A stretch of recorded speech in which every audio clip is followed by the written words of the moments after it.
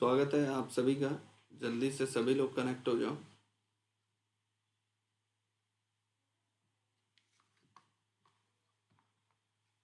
Good afternoon सोना। Good afternoon इकरा। 2:15 पे रख दी थी ना, थोड़ा चीज कर रहा था मैं, कैमरा वगैरह सेट कर रहा था प्रॉपर। तो अभी कैमरा बिल्कुल ठीक चल रहा है। आज आज साफ दिख रहा है कैमरा या नहीं? गुड आफ्टरनून साक्षी, आशीष प्रणाम, दिया गुड आफ्टरनून। अभी ठीक है सब कुछ एकदम? कोई दिक्कत तो नहीं? आवाज़ वगैरह क्लियर है? तो शुरू करते हैं अपनी क्लास को।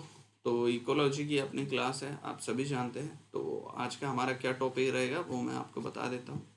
आपको थंबनेल में शो कर रहा होगा। अच्छा, एकदम क्लियर है, फिर ठीक है।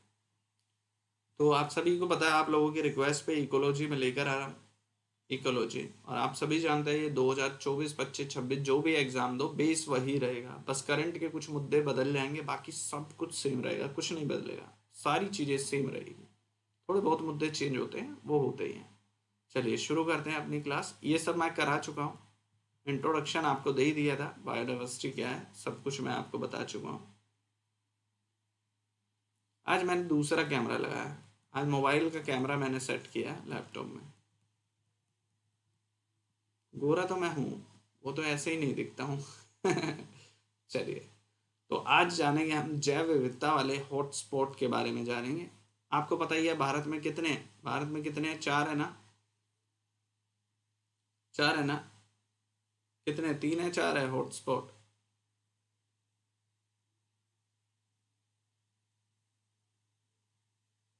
तो शुरू करते हैं अपनी क्लास की। तो ये है आज का आपका होमवर्क। होमवर्क दे देता हूँ पहले आपको। ये आपका होमवर्क है। ये नेक्स्ट परमल एक छोटा, लेकिन ये वाला जो है ना, परमल वाला है, ये आप देख लेना।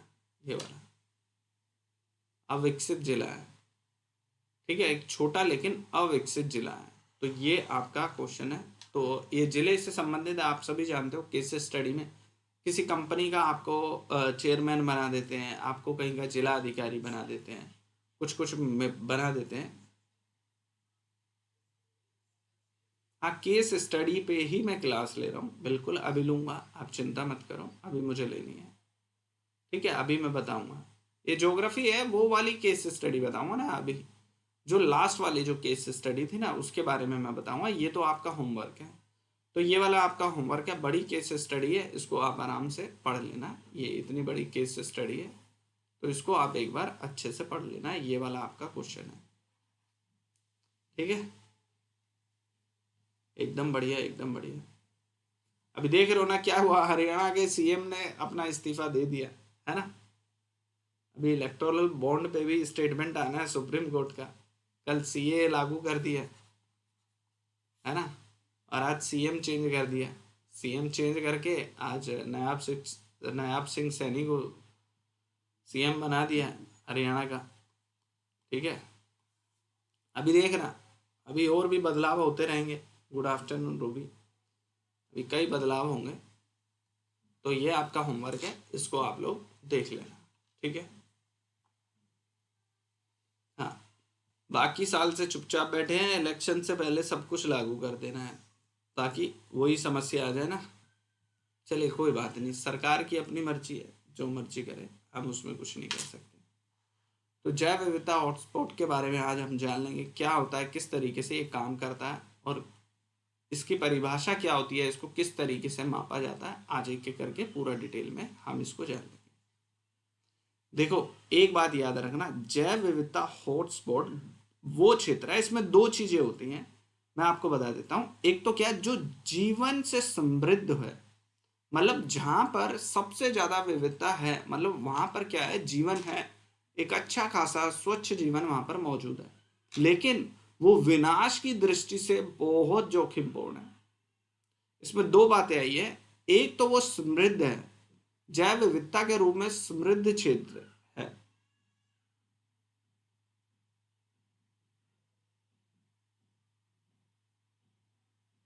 अच्छा ऐसा है क्या, कोई बात नहीं, रख लूंगा, कोई दिक्कत नहीं है। श्रेया, क्लास क्या रखनी वो तो मैं ऐसे ही बता दूंगा, ठीक है। अब देखो ये समृद्ध है और विनाश की दृष्टि से क्या है, जोखिम में है। यानी कि वो पहले से समृद्ध है, मतलब एक अच्छा खासा क्षेत्र है जहां पर जैव विविधता बहुत अधिक मात्रा में मिलती है। लेकिन एक और बात इसमें सबसे बड़ी बात क्या गई है, लेकिन वो भविष्य में विनाश की दृष्टि से बहुत उच्च जोखिम है। यानी वो समृद्ध तो है लेकिन उसका विनाश किया जा रहा है। ऐसी जगह है जो समृद्ध है, मतलब जहां पर बहुत ज्यादा जैव विविधता है लेकिन वो जोखिम में भी है, तो इस क्षेत्र को क्या बोलते हैं, जैव विविधता हॉटस्पॉट क्षेत्र। ठीक है, क्या कहेंगे इसको, जैव विविधता हॉटस्पॉट क्षेत्र। Good afternoon Shreya. देखो सीए के बारे में थोड़ा सा डिस्कस कर दूं, अभी छोटी सी बातों से आपको थोड़ा सा समझा दूंगा मैं, ताकि आपको कोई दिक्कत ना रहे। एक मिनट रुकना। देखो इसका पॉजिटिव और नेगेटिव दोनों इम्पैक्ट है, आप सभी जानते हैं। इसका पॉजिटिव इम्पैक्ट भी है और इसका नेगेटिव इम्पैक्ट भी है ना। नेगेटिव भी है, पॉजिटिव भी है, आप सभी जानते हैं। पॉजिटिव में क्या आप रख सकते हो कि हाँ भाई सही बात है, एक मानवता के आधार पर वो लोग प्रताड़ित हैं और वो लोग भारत आ गए हैं तो उनको सदस्यता दे देनी चाहिए, नागरिक बना देना चाहिए। ठीक है, ये तो एक कॉमन वाली बात हो गई, है ना। तो आप इस बारे में कह सकते हो ये ठीक है, अंतर्राष्ट्रीय स्तर पर भी भारत की छवि को अच्छा बनाता कि भाई दयालु स्टेट है और अपने यहाँ पर उन लोगों को रख रहे हैं। अब यहाँ पर आ जाता है मुस्लिम पक्ष का। अब इसमें पॉजिटिव तो आपको पता है, सरकार जो भी कह रही है वो सब पॉजिटिव है। आप अगर सरकार की स्टेटमेंट देखेंगे न्यूज़पेपर में, आप जो भी कुछ देख रहे हैं ना वो पॉजिटिव है, नेगेटिव आपको कम देखने को मिलेगा। अब इसमें नेगेटिव क्या है वो मैं आपको बता दूं। पॉजिटिव तो आप सभी को पता है, सरकार जो जो अपने पक्ष रख रही है वो सब पॉजिटिव है। अंतर्राष्ट्रीय स्तर में भारत की छवि को ये कहेंगे नहीं भाई, भारत एक अच्छा देश है जो प्रताड़ित लोगों को अपने देश की नागरिकता देने को तैयार है। ये सब बातें तो आप सबको पता है। लेकिन इसमें जो मेजर नेगेटिव बात क्या है वो मैं आपको बता दूं। फर्स्ट नेगेटिव बात क्या है इसमें, कि मान लो कोई व्यक्ति, मेरी बात ध्यान से सुनना, पहली बात तो कहां से आया, पाकिस्तान, अफगानिस्तान, है ना, बांग्लादेश, यहां से आया ना। यहां से कोई व्यक्ति आया, वो हिंदू है मुसलमान, ये कौन तय करेगा, आप बताओ। आपको क्या पता मुसलमान आ जाए, है ना, नागरिकता लेने के बाद, नागरिकता लेने के बाद अभी तो वो हिंदू बन जाए, नागरिकता लेने के बाद फिर अपना धर्म परिवर्तन कर ले है ना, ऐसा भी तो हो सकता है ना। दूसरी बात, मान लो कोई आतंकवादी आ जाए तो आप क्या करेंगे। पाकिस्तान से आतंकवादी आ सकता है या नहीं आ सकता, आप मुझे बताओ। आतंकवादी आ सकता है ना। वो आतंकवादी भारत की नागरिकता ले लेता है, ध्यान से सुनना, कुछ सालों बाद किसी देश विदेश में जाके बम ब्लास्ट कर देता है, कोई भी दुर्घटना कर सकता है, भारत को भी नुकसान पहुंचा सकता है, कुछ भी कर सकता है, किसी का पता है क्या। अगर ऐसा हो जाएगा तो क्या अंतर्राष्ट्रीय स्तर पर भारत की छवि खराब नहीं होगी। मान लो कोई भारत का नागरिक है ना, भारत का कोई भी नागरिक है,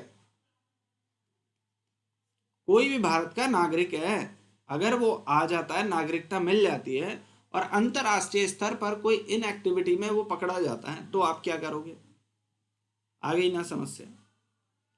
और तीसरा स्टेप है, पहले ही भारत में बेरोजगारी है, भूखमरी है, इतनी सारी समस्या है, फिर तुम विदेशों से क्यों पकड़ कर ला रहे हो भाई, तुम आ जाओ, भारत की नागरिकता ले लो,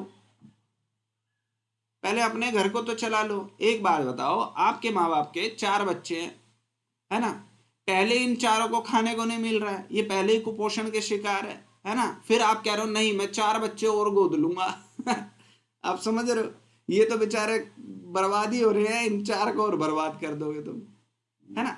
अमेरिका वगैरह वो डेवलप कंट्री है, वहां की नागरिकता मिलना एक अलग चीज है, वहां पर उनके कुछ अधिकार हैं। भारत में क्या है भाई, पहले तुम अपने घर के बच्चों को तो देख लो, सारे बेरोजगार पड़े हैं, है ना। आप लोग देख लो, आईएएस की नौकरी करनी है, नौकरी कितनी है, 700 800 1000 500, बस, इससे ज्यादा है क्या। तो आप बताओ, इतने सारे लोग बेरोजगार हैं, भुखमरी है, आप देख रहे हो जिस देश में 80 करोड़, सरकार खुद कह रही है 80 करोड़ लोगों को हम 80 करोड़ 80 करोड़ लोगों को हम 5 किलो अनाज देंगे, है ना, 5 kg अनाज देंगे। सोचो जिस देश में 80 करोड़ लोग भोजन तक नहीं खा पा रहे हैं, उस देश में कह रहे हैं नहीं तुम भी आ जाओ। एक बात बताओ, जो बाहर से आया होगा, पाकिस्तान से आया होगा, कहीं से भी आया होगा, वो व्यक्ति क्या अमीर होगा क्या? वो गरीब ही तो होगा ना, वो अमीर तो होगा नहीं कि बहुत अमीर होगा और भारत उसका स्वागत करेगा। तो तीसरा पॉइंट ये है कि भाई पहले ही भारत की स्थिति खराब है और लोगों को बुलाओगे तो ये होगा। चौथा क्या पॉइंट है? चौथा पॉइंट ये है कि भाई अब असम में लोग आ गए हैं, है ना, तो उनकी जो सांस्कृतिक विविधता है ना, जो उनका कल्चर है, ये सब है, वो प्रभावित होगा उससे, है ना। अब बांग्लादेश से कोई आ रहा है, अफगानिस्तान से आ रहा है, पाकिस्तान से आ रहा है, कहीं कहीं से कोई व्यक्ति आ रहा है, तो उनकी संस्कृति को क्या नुकसान पहुंचेगा? पहुंचेगा या नहीं पहुंचेगा? है ना, कोई बात नहीं। तो ये फोर्थ पॉइंट हो गया। समझ में आ रहा है ना, एक एक पॉइंट आपको समझ में आ रहा है। पॉजिटिव तो डेली आपको न्यूज़पेपर में मिल जाएगा, उसकी कोई दिक्कत नहीं, पॉजिटिव भी है नेगेटिव भी है, दोनों इम्पैक्ट। अब ये समस्या है ना, ये समस्या। और दूसरा, आपने मुस्लिम को छोड़ दिया, बाकी सबको ले लिया, है ना, मुस्लिम को छोड़ दिया। अब उससे मुस्लिम ना खुश हैं, वो कह रहे हैं भाई जब सबके द्वार खोले हैं तो हमारे लोगों के क्यों नहीं खोले? खैर ये तो लॉजिक नहीं बनता है ना। तो वो यूं कह रहा है हमारे भी खोलने चाहिए, सरकार यूं कह रही है कि वो पहले से ही प्रताड़ित नहीं है, तो उनका क्या कहना है? हम तो अल्पसंख्यकों की बात कर रहे हैं, सरकार का ये कहना है अल्पसंख्यकों की बात कर रहे हैं, हम अदर की बात नहीं कर रहे हैं। तो मोटा मोटी ये मेन मेन बातें, अगर आप इनको देखेंगे तो समस्या है ही, है ना। अमेरिका जैसी कंट्री है ना, वहाँ की नागरिकता अलग होती है, आप समझ रहे हो, वहाँ पर तो एक अलग ही बात है नागरिकता की। तो ये सारा सिस्टम है। एक और बात, मान लो कि अगर इनको नागरिकता दे दी जाती है तो आगे घुसपैठ और बढ़ेगी, आप समझ रहे हो ना। इन लोगों को नागरिकता मिल गई तो एक बात बताओ, जो इनलीगल तरीके से भारत में रह रहे हैं उनको लीगल बना दिया गया। जैसे इलेक्टोरल बॉन्ड था, वो कहीं ना कहीं गैर संवैधानिक था ना, लेकिन सरकार ने उसको कानून बनाकर क्या कर दिया? कानून बना दिया, अब वो लीगल हो गया। ऐसे ही इस चीज को, ये है तो इनकरेक्ट, ऐसा नहीं होना चाहिए, लेकिन सरकार ने इसको लीगल बना दिया क्योंकि नागरिकता में संशोधन करने का अधिकार सीधा सीधा संसद को दिया गया। अब संसद ने उसमें संशोधन कर दिया। मान लो 2 4 5 साल बाद, है ना, इस पे कोई ऑब्जेक्शन आ जाए, कोई हो जाए, फिर उन लोगों का क्या होगा जिनको नागरिकता मिल गई होगी? बहुत सारे मुद्दे हैं भाई, आप समझ रहे हो। और फिर यूं कह रहे हैं भाई, अब एक बात बताओ, ये जितने भी लोग होंगे, 10 होंगे, 20 होंगे, 50 होंगे, यानी जो भी होंगे, 10,000, 20,000, 50,000, 1 लाख, 2 लाख, जितने भी लोग होंगे, ये एक तरफा वोटिंग करेंगे। किसको वोटिंग करेंगे? आप सभी को पता है। अब अपोजिशन में जो पार्टी है, कांग्रेस है, आम आदमी पार्टी है, या जितनी भी अपोजिशन में सरकार है, वो कह रही है ये केवल वोट के लिए किया जा रहा है, ताकि ये लोग एक पार्टी को वोट दें। यानी अभी कानून कौन लेकर आई है? भाजपा लेकर आई है, बीजेपी लेकर आई है। तो बीजेपी इस कानून को लेकर आई है, तो ये जितने भी वोटर होंगे, 50,000, 1 लाख, 2 लाख, ये सारे के सारे भाजपा को वोट देंगे, क्योंकि यही इनके लिए कानून लेकर आई है ना। तो ये सारी प्रॉब्लम सीएए में हुई है। और उनका भी कहना सही है, यार इतने समय पड़ा था, तुमने पहले से लागू क्यों नहीं किया? चुनाव से पहले लागू करने की क्या जरूरत थी? देश में दंगे भड़केंगे या नहीं भड़ेंगे? भड़केंगे। एक तरफ मुस्लिम पक्ष है, एक तरफ सभी पक्ष है। तो इन लोगों में या तो आप जानकारी दो सबको, है ना, आपको सबको जानकारी देनी पड़ेगी कि भाई इसका मुस्लिम हिंदू किसी पक्ष से कोई लेना देना नहीं है।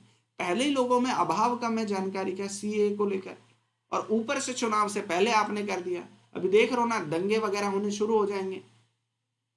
तो सरकार को सारे पक्ष को देखते हुए काम करना था इस पर। अभी चुनाव जितने भी आयुक्त है सब इस्तीफा दे दे के भाग रहे हैं है ना। एक तो वो पहले से समस्या है, ऊपर से अब ये हो गया है ना। तो ये सारी समस्या कुल मिलाकर चल रही है। तो ये पक्का क्वेश्चन है, ये आपके एग्जाम में आएगा 2024 में। ये क्वेश्चन आपके एग्जाम में पूछा जाएगा। इसके पॉजिटिव और नेगेटिव दोनों इम्पैक्ट आपको पता होने चाहिए, क्या प्रभाव पड़ेगा भारत में, ये दोनों आपको पता होना चाहिए। सर एक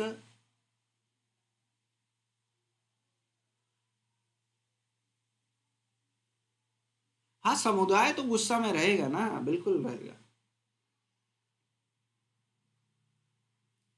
तो ये रहेगा, ये मैंने दोनों पक्ष बताए हैं, सरकार का भी पक्ष बताया है और अन्य जो पार्टियां हैं उनका भी पक्ष बता दिया है, क्योंकि एग्जाम में अगर आपसे क्वेश्चन पूछेगा कि भाई अन्य पार्टियों का इस पर क्या व्यू है, तो आप बताएंगे इस पे क्या व्यू है, आप रख सकते हैं अपनी बात को। तो ये सारा पूरा मुद्दा है, ये आप समझ लेना। अब बताओ इसके लिए मुझे क्या करना है इसके लिए मुझे पढ़ाने की ज़रूरत नहीं है, ये एक मिनट में आपको समझा दूंगा। तो ये मैंने आपको बता दिया हॉटस्पॉट क्या है, ये आप देख लेना। इसके बाद अब दुनिया भर के 36 क्षेत्रों में जैव विविधता हॉटस्पॉट के रूप में, ये आपको पता है, ये फैक्ट है, ये आप देख लेना। शायद ये मैं पहले भी आपको बता चुका हूँ इसके बारे में। 2.4 ये मैंने पहले आपको पढ़ा दिया था, जो मेरी फर्स्ट क्लास थी उसमें, ठीक है। पक्षी वगैरह ये सब सारी प्रजातियां जैव विविधता, जो हॉटस्पॉट के एरिया है वहाँ सबसे ज़्यादा आपको जैव विविधता देखने को मिलेगी। दुनिया का कितना है, 2.4% हिस्सा है। तो जैव विविधता क्षेत्रों को ऐड किया जा रहा है, 36 है अभी, तो हो सकता है 37 हो जाए, 38 हो जाए, तो ये बढ़ते रहेंगे। तो आप इस पर नज़र बनाए रखना। तो जब ये बढ़ेंगे तो इनका क्षेत्र भी बढ़ेगा। तो ये अपडेट होने वाला, कुछ अपडेट होता रहेगा, ये आप इसको देखते रहना, ठीक है। अब ये किसकी अवधारणा है, ये लिखा हुआ है, ये आप देख लेना अपने हिसाब से। अब चलते हैं एक आंसर देख लेते हैं, ठीक है।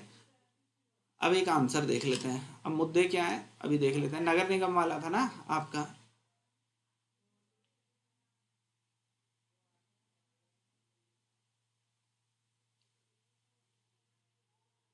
ये मैंने पढ़ लिया है, अभी पढ़ता हूँ। अच्छा, ये आप कह रहे थे ना समझाने के लिए, ठीक है, मैं समझाता हूँ अभी। अभी रुको, मैं आपको समझा, एक सेकंड के लिए रुकना।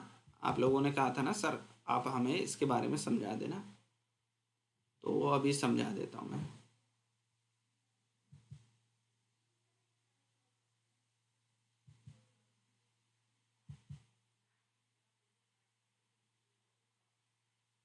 अभी समझा रहा हूँ, यही समझा रहा हूँ मैं आपको, पूरा टॉपिक आपको समझा देता हूँ इससे रिलेटेड।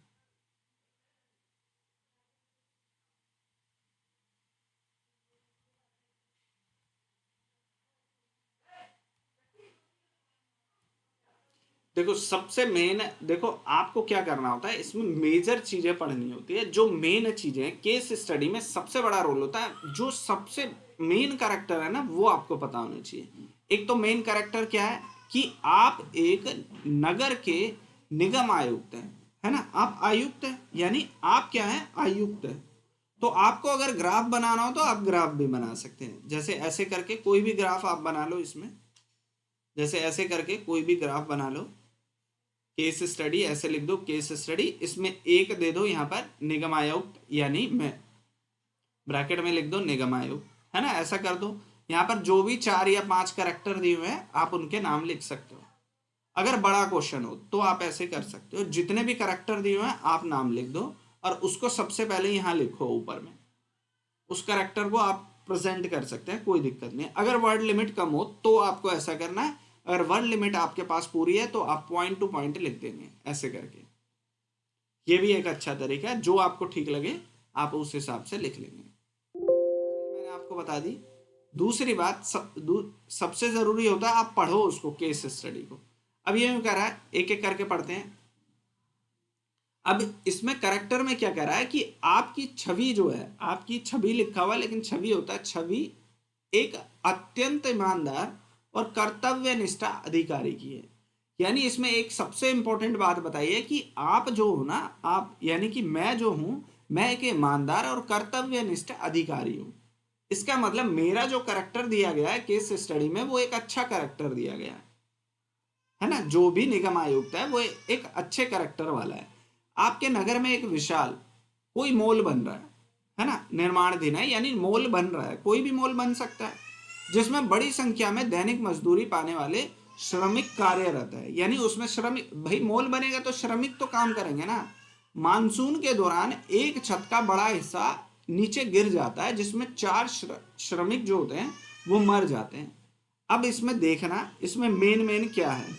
अब इसमें मेन क्या आया, मजदूर आया या नहीं आया, मजदूर आ गया। तो इसमें एक कैरेक्टर क्या है, आप हो गए, एक कैरेक्टर क्या हो गया, मजदूर हो गए, है ना, मजदूर हो गए। तो ये पूरा गंभीर रूप से घायल हो गए तथा उन्हें चिकित्सा मतलब दवा के लिए भेजा गया, जिसमें दुर्घटना में बचे हुए जो मजदूर बच गए हैं उसमें हाहाकार मच गया और सरकार को जांच देने हेतु बाध्य किया गया, सरकार को जांच के आदेश देने हेतु बाध्य किया गया। मान लो ऐसी सिचुएशन हो गई, दुर्घटना के बाद उन लोगों ने प्रोटेस्ट कर दिया, प्रोटेस्ट करने के बाद सरकार के ऊपर दबाव आया और सरकार ने जांच के आदेश दे दिए।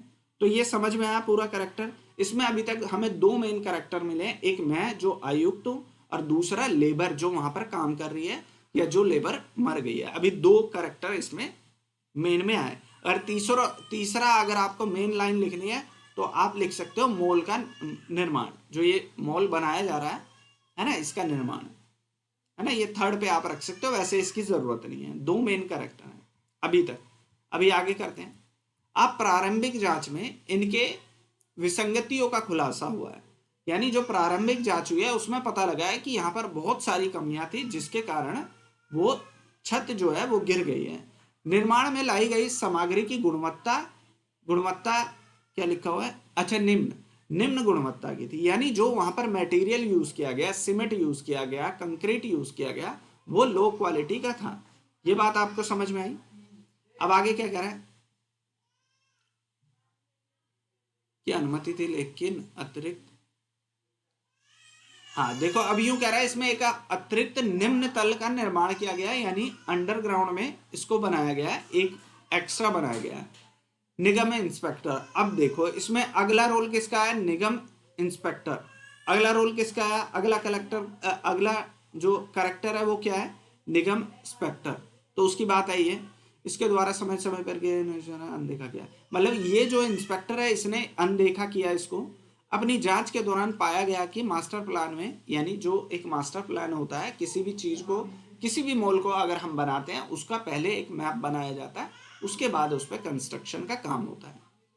तो ये कह रहा है समय कहाँ गया भाई, अनदेखा गया, यानी जो ये इंस्पेक्टर था, जो निगम का इंस्पेक्टर था, अब तीसरा करेक्टर आ गया इसमें।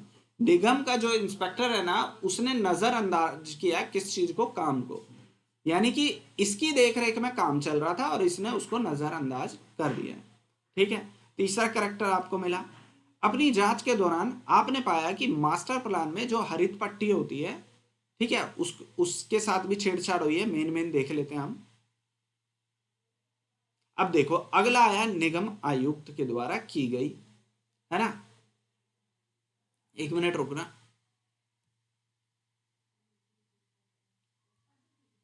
अभी आगे देख लेते हैं आगे क्या कह रहा है।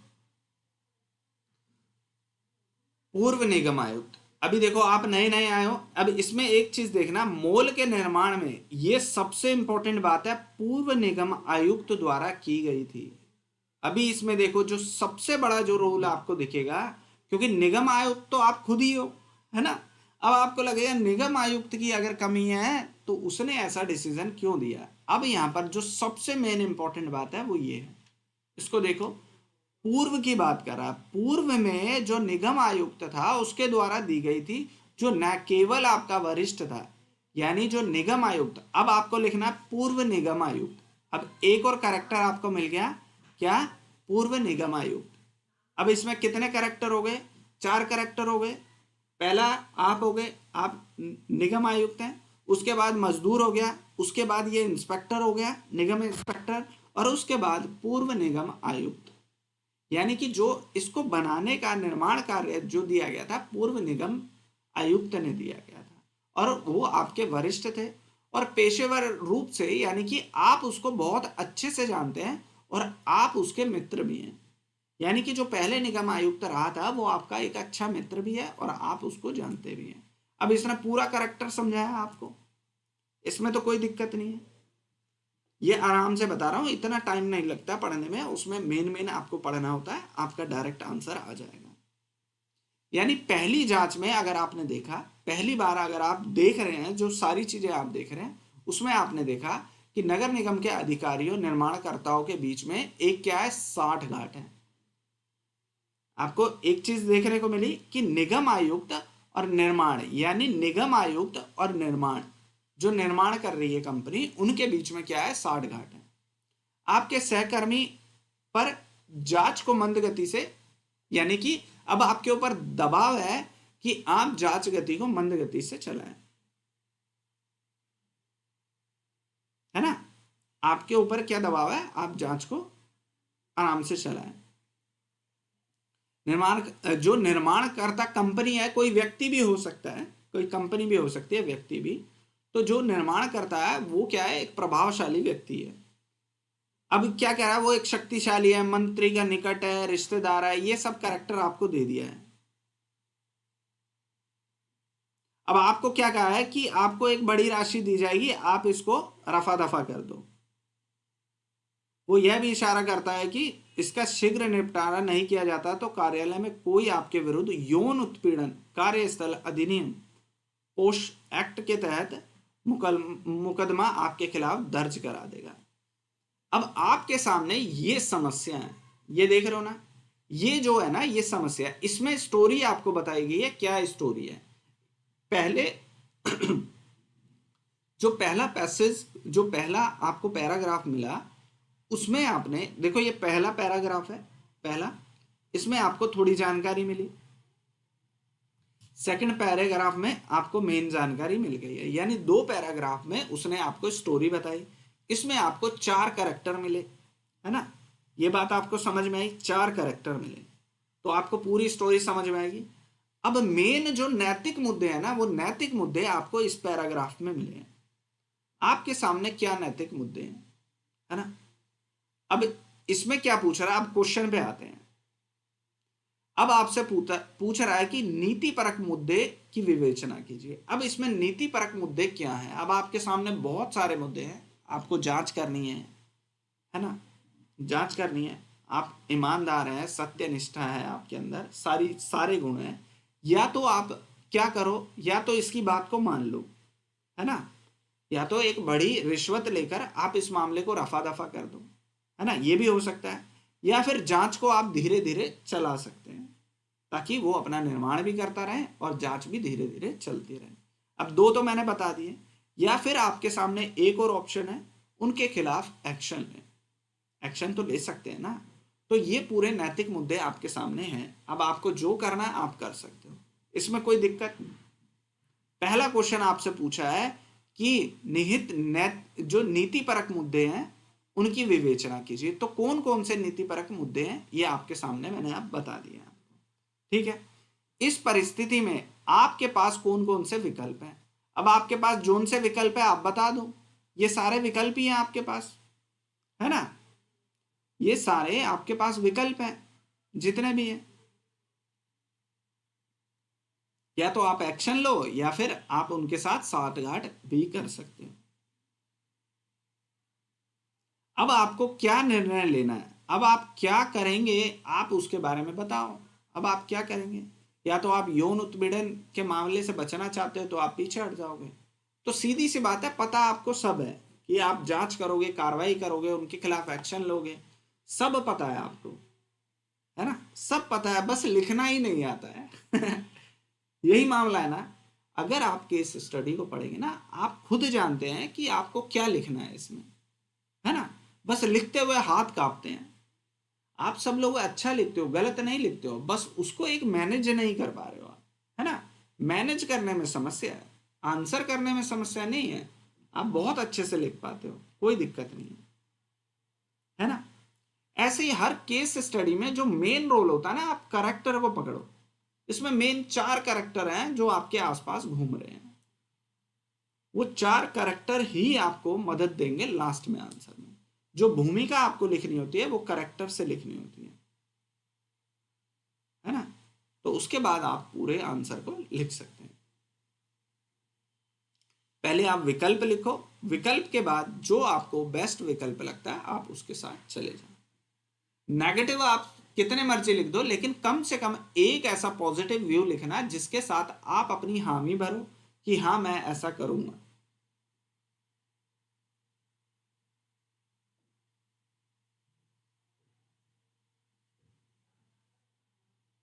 नहीं, ऐसा नहीं है। देखो, आपको प्रैक्टिस नहीं है इसलिए दिक्कत होगी।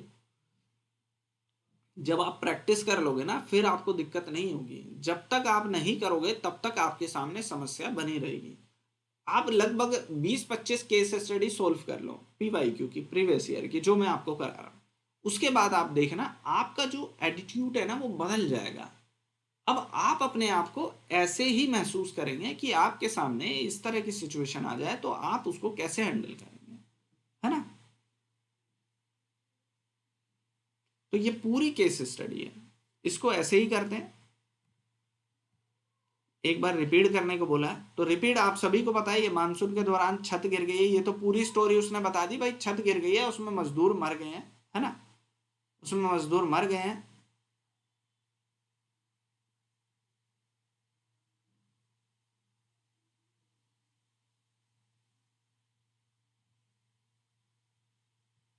तो ये आपको बता दिया है। अब अगली में क्या कह रहा है, निगम इंस्पेक्टर, यानी जो निगम का इंस्पेक्टर है उसकी 60 गार्ड थी, उसने इस पर ध्यान नहीं दिया। तो आप निगम के इंस्पेक्टर पे एक्शन लोगे या नहीं लोगे। सबसे पहला तो काम है कि भाई ये जो लोग यहाँ पर श्रमिक गंभीर रूप से घायल है, पहले तो उनका चिकित्सा में इलाज तो कराना पड़ेगा ना।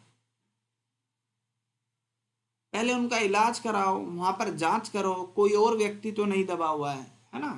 बहुत सारी चीजें हैं जो वहां हाहाकार मचा हुआ है, उन लोगों को शांत करना पड़ेगा। पब्लिक जो परेशान हो रही है उनको आपको कंट्रोल करना पड़ेगा, उसके बाद ही तो सारी चीजें आएंगी ना। फिर उसके बाद आप ये लिख देंगे। मेनली ये है आपके सामने, ये मेन लाइन है, जो मेन है ना पूरे में, ये मेन है। ये 4 कैरेक्टर आपको मिल गए हैं, उसके बाद मेन यही है। इसमें आपको पूरा आंसर आपको देखना है इस वाले पॉइंट में, ठीक है। ये पूरी केस स्टडी है, ऐसे ही सारी केस स्टडी सोल्व की जाती है। अब आपके ऊपर है आप उसको किस तरीके से लिख पाते हैं। अभी एक एक करके देख लेता हूं किसने क्या लिखा है। कोई भी केस स्टडी में आपको दिक्कत आ रही है आप मेरे पास ले आना, कोई दिक्कत नहीं है।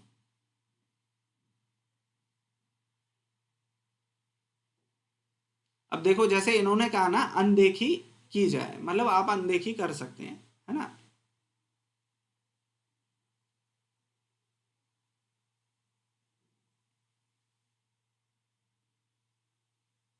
देखो, इसको एक साथ नहीं लिखते हैं, आप अलग अलग पॉइंट बनाओ। आप अनदेखी की भी बात कर रहे हो, है ना, तो इतना बड़ा नहीं लिखते हैं। अब आपने ये भी लिख दिया, इतना बड़ा नहीं लिखते हैं, इससे है ना आपका टाइम वेस्ट होगा, वर्ड लिमिट खराब होगी।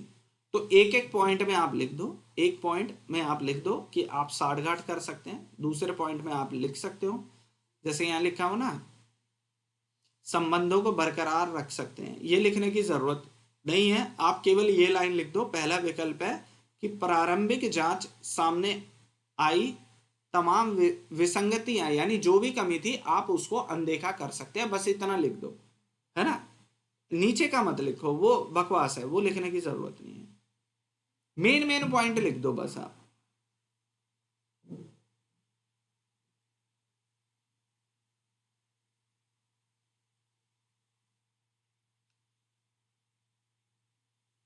देखो, आप जांच से हट रहे हो, ठीक है।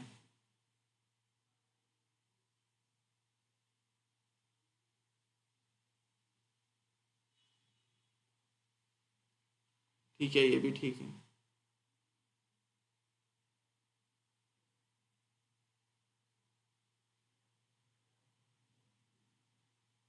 अब देखो, ये दोनों सेम मिल रहे हैं, है ना, ये सेम मिल रहे हैं। ऐसी स्टेटमेंट नहीं लिखते हैं जो सेम है, यानी कि या तो आप इसका इसके अगेंस्ट जाओगे या इसके, ये दोनों सेम मैच कर रही है, तो आप कभी भी सेम वाली स्टेटमेंट नहीं लिखेंगे।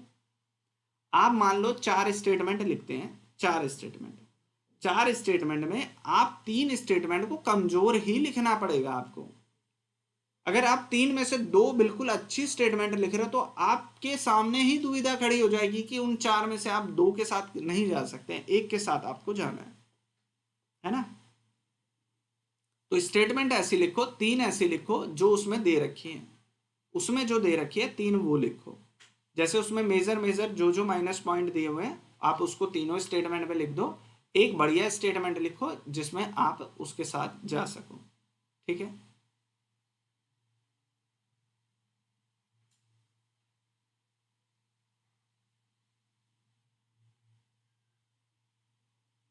अभी कोशिश करिए अच्छी लिखने की, थोड़ा और प्रयास करना पड़ेगा। बहुत बढ़िया है। ठीक है, अभी थोड़ी सी दिक्कत है आपको, लेकिन धीरे धीरे ठीक हो जाएगी, कोई दिक्कत वाली बात नहीं। अच्छा, ये वाला भेजा है, ठीक है।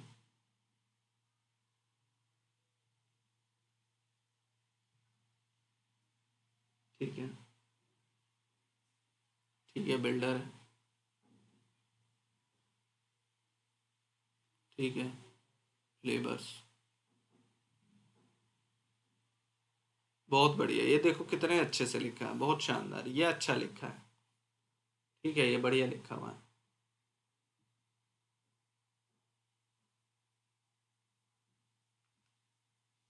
देखो आप लिखो ना इसमें, देखो अभी आपको एक चीज समझ में नहीं आई उस स्टोरी में। एक चीज क्या लिखी हुई थी कि जो वहां पर मटेरियल यूज किया गया था वो निम्न क्वालिटी का था। आपको एक चीज देखने को मिली ना, वहां पर जो मटेरियल यूज किया गया था वो लो क्वालिटी का था। तो मतलब एक पॉइंट आपको मिल गया कि यहाँ पर करप्शन हुआ था। ये पक्का मिल गया आपको, जब जो मटेरियल आपको यूज करना था वो आपने नहीं किया, घटिया क्वालिटी का यूज किया। इसका मतलब जो घटिया क्वालिटी का यूज करेंगे उसमें तो पैसा बचेगा ना। घटिया क्वालिटी का क्यों यूज किया होगा? क्योंकि पैसा बचा होगा। और उसको क्या बोलते हैं? करप्शन। तो एक करप्शन आपके सामने मुद्दा आ रहा है कि यहाँ पर एक करप्शन का भी मुद्दा है। ठीक है, ये भी लिख सकते हो। ठीक है।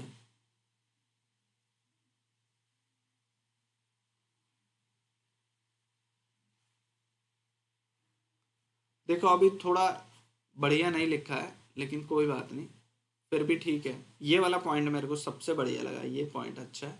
ये भी ठीक है, बट इतना बेहतर नहीं है।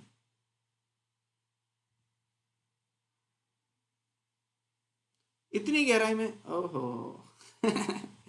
भैया मेरे को बहुत अनुभव है ये सब केस स्टडी सॉल्व करने का, है ना। गहराई में क्या सोचना है, ये तो कॉमन सी बात है, इतना दिमाग में चलता रहता है ना। चलिए अगला टॉपिक देखते हैं। अब हम जानते हैं जैव विविधता जो हॉटस्पॉट होते हैं उनकी इंपॉर्टेंस क्या होती है। अभी आपसे आपने जाना ना जैव विविधता हॉटस्पॉट क्या होते हैं। एक तो वो जहां पर सबसे अधिक जैव विविधता मिलती है। दूसरा क्या, वो प्राकृतिक रूप से है तो बढ़िया जगह, लेकिन उनका मानव द्वारा या क्लाइमेट चेंज द्वारा उनका क्या हो रहा है, उनको नुकसान हो रहा है ना। इसको बायोडाइवर्सिटी वाले जो एरिया है उसको नुकसान हो रहा है, तो उसको बोलते हैं बायोडाइवर्सिटी हॉटस्पॉट।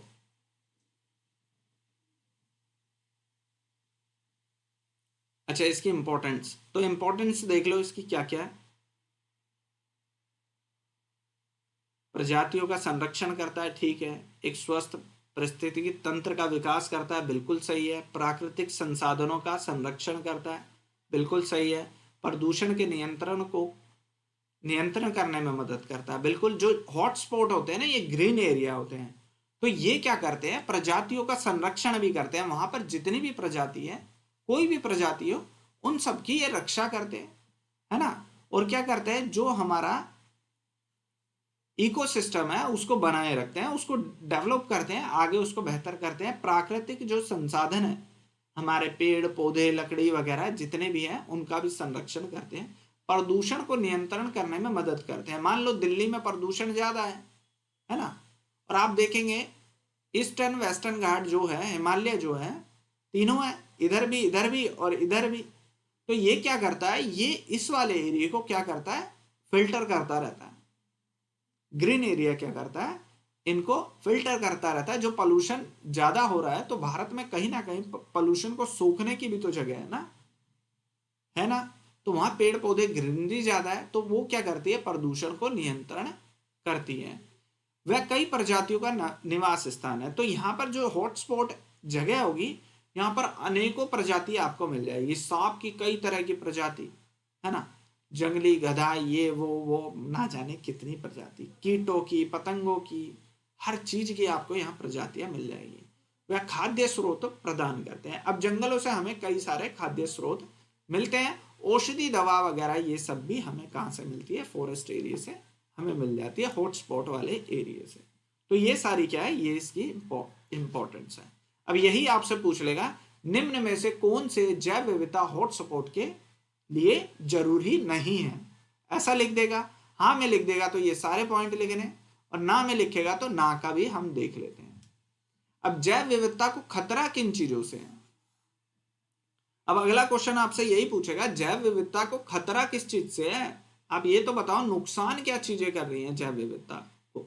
तो उसमें आप क्या लिखेंगे, अनियोजित पर्यटक। अब क्या हो रहा है, पर्यटक जंगलों में जा रहे हैं, हॉटस्पॉट एरिया में पर्यटक जा रहे हैं, वहां पर गंदगी फैलाते हैं, पॉलिथीन फेंकते हैं, बहुत सारी समस्या, कुछ भी लिख सकते हो। संसाधनों का दोहन, आप सभी जानते हैं वहां से पेड़ लकड़ी काटी जाते हैं। पुष्पा देखा ना, पुष्पा वाली फिल्म कितने लोगों ने देखी है, वहां से चंदन की लकड़ी को गायब किया जा रहा था ना, किया जा रहा था ना। तो वो सब उदाहरण है, वहां से लकड़ियों को काटा जाता है, दोहन होता है, जानवरों को मार दिया जाता है, उनकी चमड़ियों को बेचा जाता है, उनका शिकार किया जाता है, जानवरों को खाया जाता है, आप कुछ भी लिख सकते हैं। शहरीकरण, अब आप जानते हैं जब जनसंख्या बढ़ेगी तो क्या करेगी वो, जैसे मान लो दिल्ली में, मेरे को याद है जब मैं दिल्ली में छोटा था तो रोहिणी वाला जो एरिया है ना वो बिल्कुल जंगल था। रोहिणी का जो एरिया है, मेरी आंखों देखी बात है, वहां पर कोई नहीं रहता था, खुला एकदम ओपन एरिया था, खेत थे वहां। मेरी आंखों के सामने मैंने रोहिणी के सेक्टरों को बनते हुए देखा। रोहिणी में जितने सेक्टर, द्वारका में जितने भी सेक्टर है, मेरी आंखों के सामने मैंने बनते हुए देखा।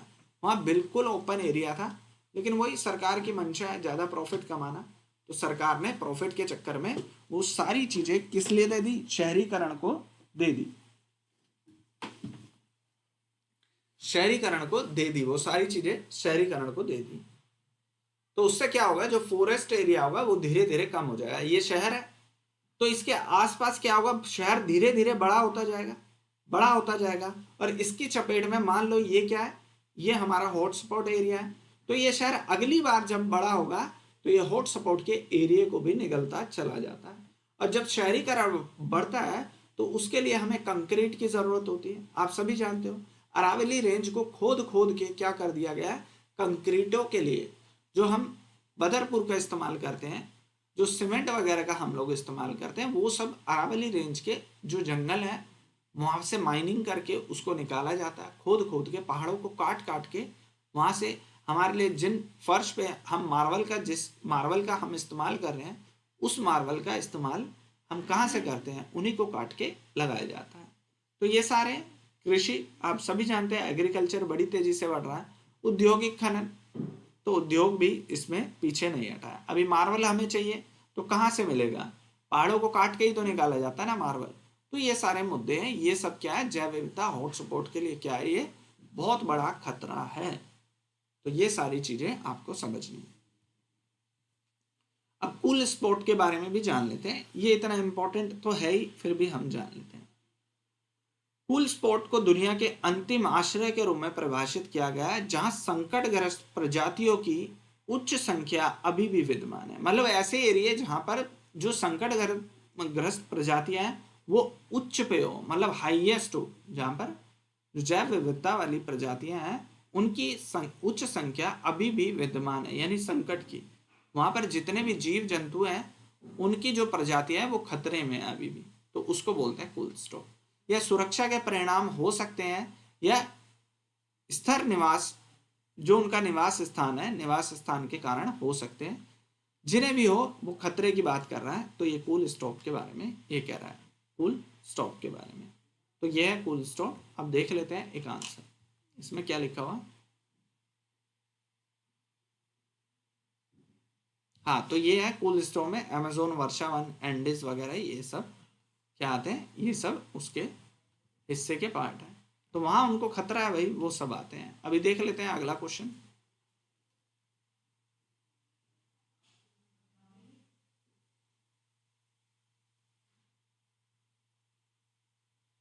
देख लेता हूं, बिल्कुल ठीक है। हाँ, अवयस्क भी थे ना वहां पर, कम उम्र के भी लोग थे, ये भी सही बात है।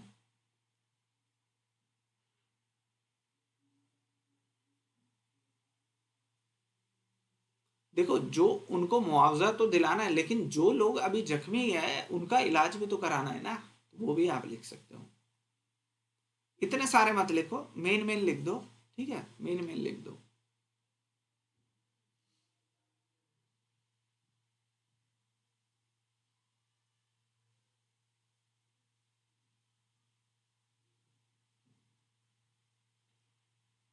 अब देखो मेरी छवि, आपकी छवि से आपका कोई लेना देना नहीं है, आपकी छवि कैसी भी हो। आप ये लिखो मेरा नैतिक कर्तव्य है, मेरी छवि कैसी भी हो, मैं अपनी छवि के लिए थोड़ी ना ऐसा कर रहा हूं। आप एक बात बताओ, मेरी छवि एक अच्छे अध्यापक की है, तो इस चक्कर में मैं आपको गलत पढ़ा दूं क्या? आप खुद बताओ। तो छवि का अच्छे होने से इससे कोई लेना देना नहीं है, मेरा काम ही यही है। आप अधिकारी इसलिए बने हो ताकि वहां पर हो रहे करप्शन को आप जांच सको, ठीक है ना? तो आप ऐसा लिख सकते हो। हाँ, तबादला करा लेना, ठीक है। तीसरा,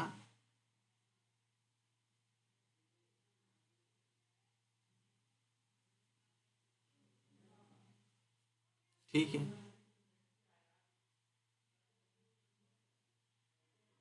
हाँ सही है, सही है। थोड़ा बहुत, थोड़ी बहुत कमी है, वो कोई बात नहीं, ठीक है, चल जाएगी। ठीक है, फिर भी बेहतर आंसर है। आप आंसर लिखो, जब तक आप आंसर नहीं लिखोगे तब तक आपको हमेशा दिक्कत रहेगी। और याद रखना, यूपीएससी में 100% कोई भी नहीं होता। जो यूपीएससी में टॉप करता है ना, वो भी आपको कभी ये नहीं कहेगा कि मैंने सब पढ़ लिया था।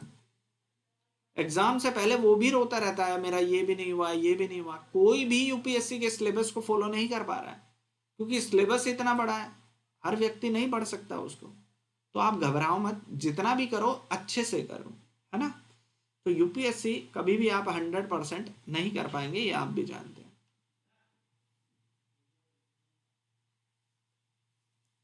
ठीक है, ये भी सही है प्रियांशु, बहुत अच्छा प्रयास किया है। बस ये है ना, इतना बड़ा मत लिखो, इसको थोड़ा कम करो, है ना? इसको थोड़ा कम करो। अगला क्वेश्चन देख लेता हूँ।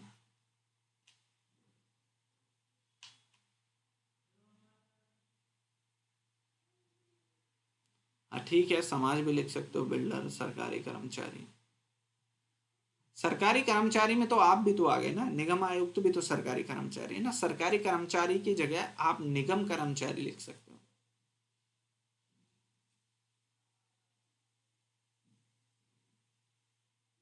मजदूरों को लिख सकते हो आप। बिल्कुल, भ्रष्टाचार बहुत बढ़िया लिखा है, भ्रष्टाचार वहां हुआ है। लापरवाही, बिल्कुल लापरवाही हुई है, बिल्कुल समझौता किया गया है ईमानदारी से।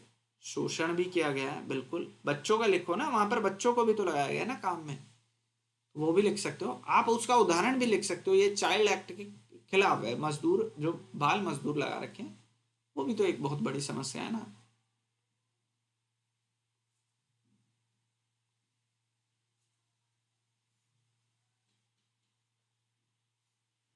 क्योंकि देखो, इसमें एक बात याद रखना, आपको कठोर कार्रवाई करनी पड़ेगी ताकि भविष्य में कोई व्यक्ति इस तरह की अनदेखी ना करे।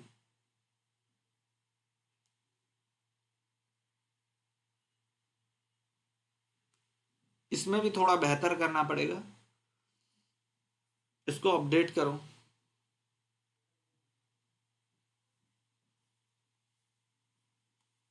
ठीक है साक्षी, बहुत बढ़िया लिखा है, ये मुझे सबसे बढ़िया लगे, ये पॉइंट आपने बहुत शानदार लिखे हैं। ठीक है, ये मैप भी अच्छा बना है, थोड़ी बहुत कमी है वो आप अपडेट कर लेना।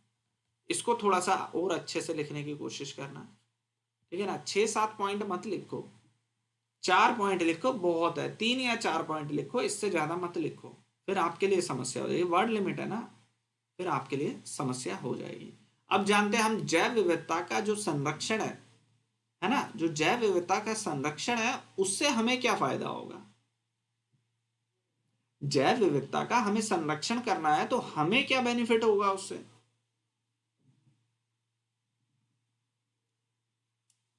आप समझ पाए इस क्वेश्चन को? तो ये आपके मेंस एग्जाम के लिए और पीटी के लिए बहुत इंपॉर्टेंट है, पीटी और मेंस के लिए बहुत इंपॉर्टेंट है कि जैव विविधता का जो संरक्षण है उसका हमारे जीवन पर क्या महत्व पड़ता है, मतलब हमें उससे क्या फायदा होगा। तो अभी जान लेते हैं विभिन्न प्रजातियों, है ना, विभिन्न प्रजातियों जिसमें प्रत्येक जीव अपनी आवश्यकताओं पर अतिरिक्त अन्य जीवों से कुछ ना कुछ उपयोगी योगदान भी देता है। हाँ, तो ये यूं कह रहा है इसमें कि एक जो जीव है वो अन्य किसी जीव की मदद भी करता है और पूरे साइकिल को बनाए रखता है। जो एक जीव दूसरे जीव की मदद करता है और पूरे जो हमारा बायोडाइवर्सिटी का पूरा सिस्टम है उसको बनाए रखता है। ठीक है, एक जीव दूसरे जीव के लिए उपयोगी होता है और ये एक दूसरे का चेन सिस्टम की तरह काम करते हैं। तो इसलिए ये क्या करता है, प्रजातियों की मदद करता है। इसलिए जैव विविधता हमारे लिए इंपॉर्टेंट है। चक्र को बनाए रखता है, जो अभी मैंने आपको बताया, ये एक चक्र है, जो ऊर्जा का चक्र है, प्रजातियों का चक्र है। ये कार्बन पदार्थ उत्पादन विघटन की जो प्रक्रिया है ये पूरे जल और पोषक चक्र को बनाए रखती है, वायुमंडल गैसों को ठीक करती है तथा वायुमंडल के नियंत्रण करने में मदद करती है। ये पूरा साइकिल है जो मैंने आपको समझाया ना, एक जीव दूसरे जीव को खाता है, फिर वो मिट्टी में मिल जाता है, फिर मिट्टी के जो पोषक तत्व होते हैं, जो कीड़े मकोड़े होते हैं, वो उनको खा जाते हैं और उन्हीं से नीचे ही नीचे मिट्टी के अंदर कई सारी जो चीजें होती हैं वो पौधों को मिलती है और पौधे अपना आगे जीवन बढ़ाते हैं। हॉटस्पॉट पारिस्थितिकी तंत्र यह मृदा का निर्माण करता है, प्रदूषण को कम करता है, भूमि वगैरह इन सब की सुरक्षा करता है। बिल्कुल सही बात है।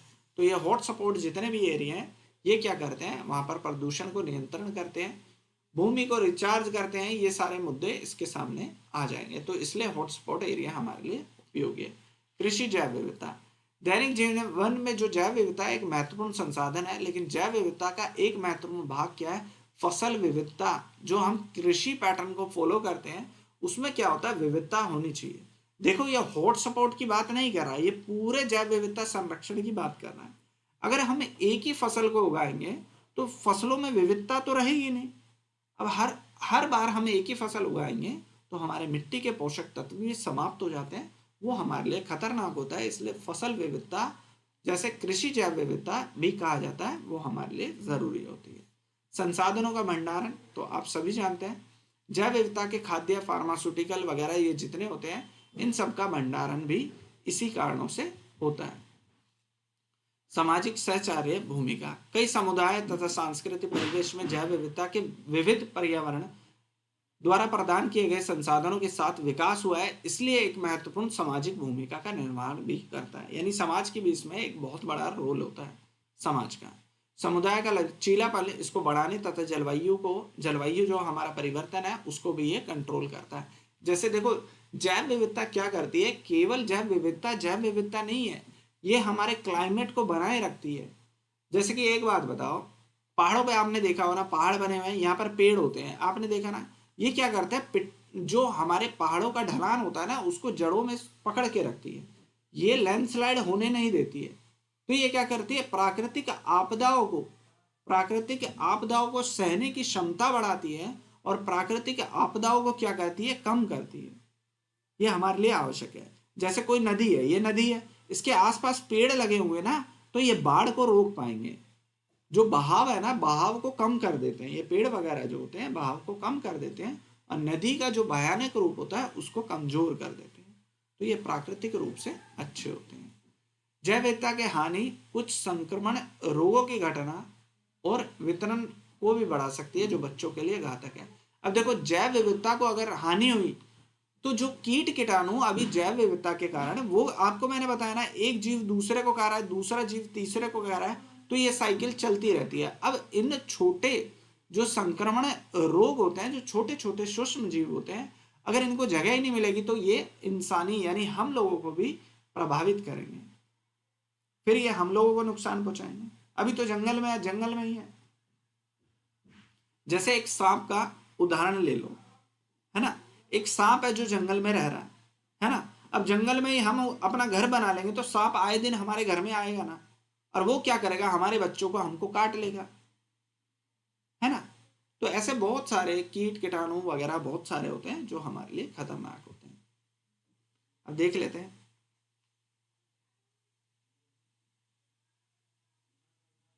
ठीक है, सत्यनिष्ठा,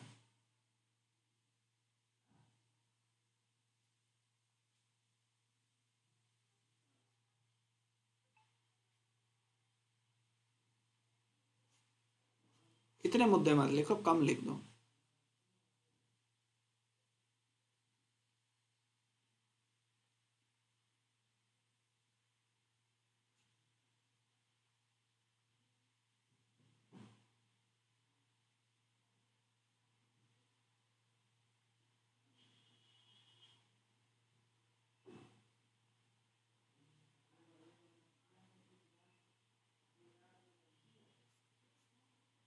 अभी इसमें कोई अच्छा विकल्प आपने नहीं लिखा, एक विकल्प बेस्ट लिखो जो आपके लिए इंपॉर्टेंट हो।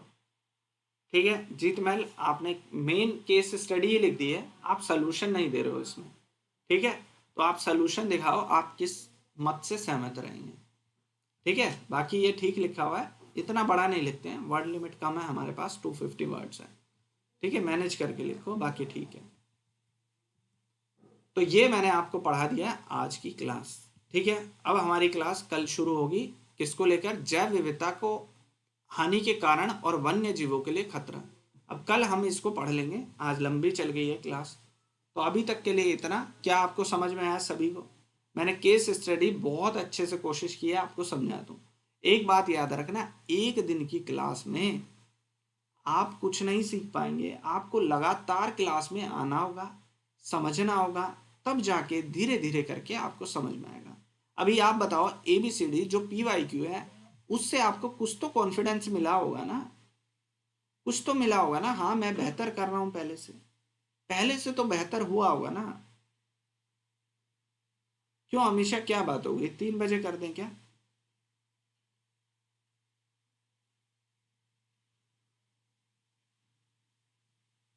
हाँ, खुद से करो, मजा आएगा। आप धीरे धीरे सुधार देखो, एक दिन में सुधार नहीं आएगा। आप धीरे धीरे अपने ग्राफ बनाओ, आप एक ग्राफ बनाओ, उसमें देखो पहले आप कितने क्वेश्चन ठीक करते थे, ऐसे ग्राफ बनाओ। ये 100 में से 50 क्वेश्चनों का है, ये 55 क्वेश्चनों का है, ये 60 क्वेश्चनों का है, ये 65 क्वेश्चनों का है, ये 70 क्वेश्चन का है। ऐसे आप ग्राफ बनाओ। मेरी क्लास लेने के बाद आप देखोगे आपका ग्राफ धीरे धीरे धीरे धीरे ऊपर की तरफ बढ़ रहा होगा। किसी टीचर के पढ़ने से अगर आपका ग्राफ डाउन जा रहा है, इसका मतलब वो आपके लिए ठीक नहीं है, आप उसको छोड़ दो। जिसके जिसके साथ आप पढ़ रहे हो, अगर आपका ग्राफ अच्छा जा रहा है, पहले से आप ज़्यादा क्वेश्चन अटेम्प्ट कर पा रहे हैं, पहले से आप ज़्यादा अच्छा पढ़ पा रहे हैं, तो आपके लिए वो बेहतर रहेगा। ठीक है, आप सभी का बहुत बहुत धन्यवाद। मिलते हैं, कल मिलेंगे अपनी क्लास में। ठीक है, ये वाली क्लास कंटिन्यू रहने दूँ ना, बायोडाइवर्सिटी? इससे तो कोई दिक्कत नहीं है ना, सबको मज़ा आ रहा है ना पढ़ने में? ये तो कंटिन्यू चलने दूँ?